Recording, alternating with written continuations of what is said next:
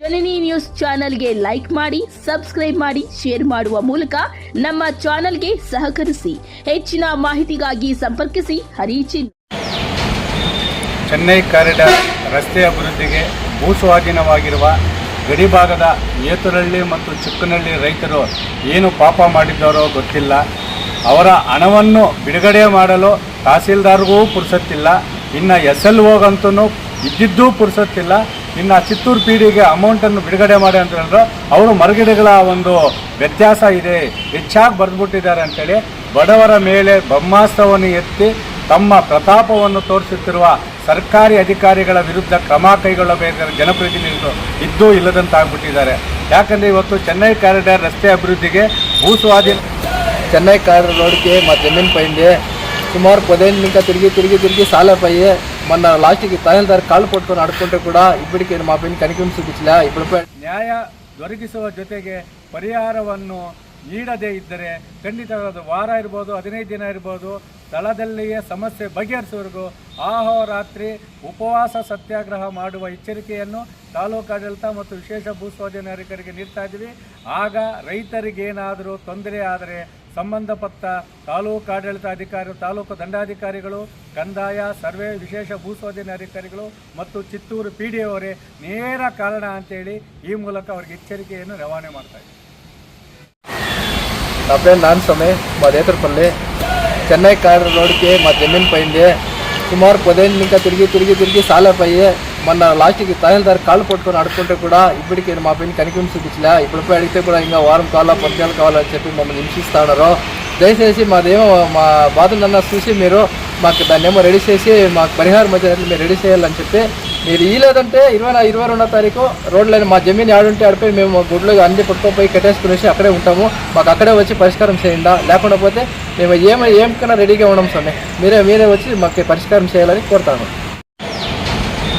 Chennai corridor ರಸ್ತೆ ಅಭಿವೃದ್ಧಿಗೆ ಭೂಸ್ವಾಧೀನವಾಗಿರುವ ಗಡಿಭಾಗದ ಏತುರಳ್ಳಿ ಮತ್ತು ಚಿಕ್ಕನಹಳ್ಳಿ ರೈತರು ಏನು ಪಾಪ ಮಾಡಿದ್ದಾರೋ ಗೊತ್ತಿಲ್ಲ. ಅವರ ಹಣವನ್ನು ಬಿಡುಗಡೆ ಮಾಡಲು ತಹಸೀಲ್ದಾರ್ಗೂ ಪುರ್ಸತ್ತಿಲ್ಲ.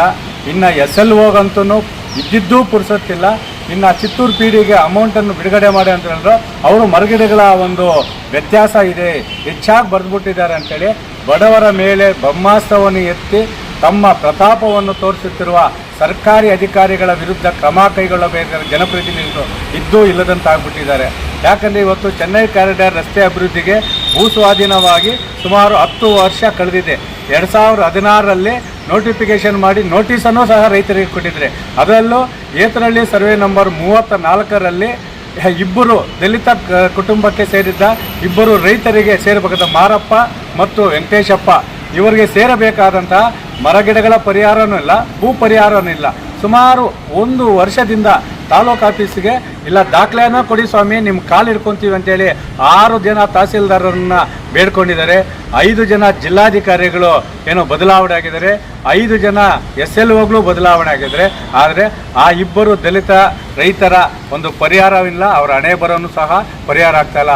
ಇತ್ತೀಚೆಗೆ 1 ವಾರದ ಹಿಂದೆ ತಹಸೀಲ್ದಾರ್ ಕಚೇರಿ ಮುಂದೆ ಹೋರಾಟ ಮಾಡಿ ನೊಂದ ರೈತರು ಸ್ವಾಮಿ ನಿಮ್ಮ ಕಾಲು ಹಿಡ್ಕೊತೀನಿ ಬೇಡ್ಕೊಂಡ್ರೂ ಸಹ ಆ ಒಂದು ತಹಸೀಲ್ದಾರ್ ಅವರಿಗೆ ಮನಸ್ಸು ಕರಗ್ತಾ ಇಲ್ಲ.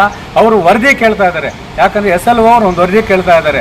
ಚೆನ್ನೈ ಕಾರಿಡಾರ್ಗೆ ಏತರಹಳ್ಳಿ ಚಿಕ್ಕನಹಳ್ಳಿ ರೈತರ ಜಮೀನು ಹೋಗಿದೆಯೇ ಇಲ್ಲ, ಅವ್ರೇನೋ ಭೂಗಳರ ಇಲ್ಲ ಆಂಧ್ರದಿಂದ ಇಲ್ಲ ತಮಿಳುನಾಡಿಂದ ಬಂದಿದ್ದಾರಾ? ಅಲ್ಲ SLO ಸಾಹೇಬ್ರೆ, ನೀವು ಕೊಳತೂರು, ಮಾಲೂರು, ಬಂಗಾರಪೇಟೆ, KGF ವ್ಯಾಪ್ತಿಯಲ್ಲಿ P ನಂಬರ್ಗೆ ಮರಗಿಡಗಳ ಮತ್ತು ಭೂ ಪರಿಹಾರ ಕೊಡಲು ಯಾವ ತಹಸೀಲ್ದಾರ್ ವರದಿನೂ ಬೇಕಾಗಿಲ್ಲ. ಆದರೆ ಗಡಿಭಾಗದ ಈ 2 ಊರಿನ ರೈತರ ಒಂದು ಪರಿಹಾರ ನೀಡಲು ವರದಿ ಯಾಕೆ ಬೇಕು? ಅಲ್ಲ ಸ್ವಾಮಿ, ನಿಮಗೆ ಬರೋ ಕಮಿಷನ್ನು ಕೊಟ್ಟವ್ರಿ, ಎಲ್ಲ ಕೊಟ್ಟವ್ರಿ, ಆದರೆ ನಮಗೆ ಪರಿಹಾರ ಕೊಡಿ, ಪುಣ್ಯ ಕಟ್ಕೊಳ್ಳಿ ಅಂತೇಳಿ ನಿಮ್ಮ ಅಂಗಲಾಚಿ ಬೇಡಿದ್ರು ಸಹ ನಿಮ್ಮ ಮನಸ್ಸು ಕರಗ್ತಾ ಅಲ್ಲ. ನಿಮ್ಮದು ಕಲ್ಲು ಹೃದಯನ ಇಲ್ಲ ಅವರ ದಲಿತ ವಿರೋಧಿಯನ್ನು ಅನುಭವಿಸ್ತಾ ಇದ್ದೀರಾ?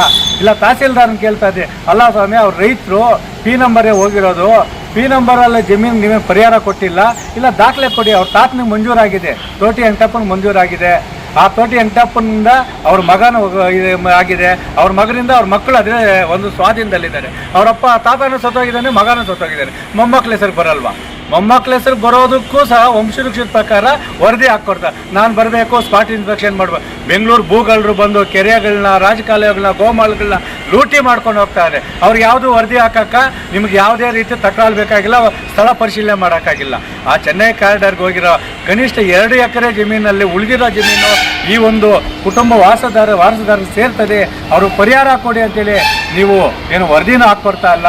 ಈ ಒಂದು ದಲಿತ ವಿರೋಧಿ ಮತ್ತು ಗಡಿಭಾಗದ ರೈತರ ವಿರೋಧಿ ಧೋರಣೆಯನ್ನು ಖಂಡಿಸಿ ಕಟ್ಟ ಕಡೆಯದಾಗಿ ಈ ಒಂದು ಹೋರಾಟ ಅಂದರೆ ದಿನಾಂಕ 22/7/2024 ಸೋಮವಾರ ಬೆಳಗ್ಗೆ 8 ಗಂಟೆಯಿಂದ ಸಂಪೂರ್ಣವಾಗಿ ಆ ಒಂದು ಚೆನ್ನೈ ಕಾರಿಡಾರ್ ಕಾಮಗಾರಿಯ ಒಂದು ಸ್ಥಳದಲ್ಲಿ ಕಾಮಗಾರಿಯನ್ನು ಸ್ಥಳಗೊಳಿಸಿ ಅದರಲ್ಲಿ ಜಾನುವಾರುಗಳು ಮತ್ತು ಕುಟುಂಬ ಪಾತ್ರೆಗಳ ಸಮೇತ ಮತ್ತು ನಮಗೆ ಸ್ವತಂತ್ರ ಮತ್ತು ಸಂವಿಧಾನ ಹಕ್ಕನ್ನು ಕೊಟ್ಟಿರುವಂತಹ ಬಾಬಾ ಸಾಹೇಬ್ ಅಂಬೇಡ್ಕರ್ ಅವರ ಫೋಟೋ ಸಮೇತ ಕಟ್ಟ ಕಡೆಯ ಹೋರಾಟ ಇಲ್ಲಿನ ತಾಲೂಕಾಡಳಿತಕ್ಕೆ, ವಿಶೇಷ ಭೂಸ್ವಾಧೀನ ಅಧಿಕಾರಿಗಳಿಗೆ ಮತ್ತು ಚಿತ್ತೂರು PDOಗಳಿಗೆ ರೈತ ಸಂಘದಿಂದ ಕಡೆಯ ಎಚ್ಚರಿಕೆ.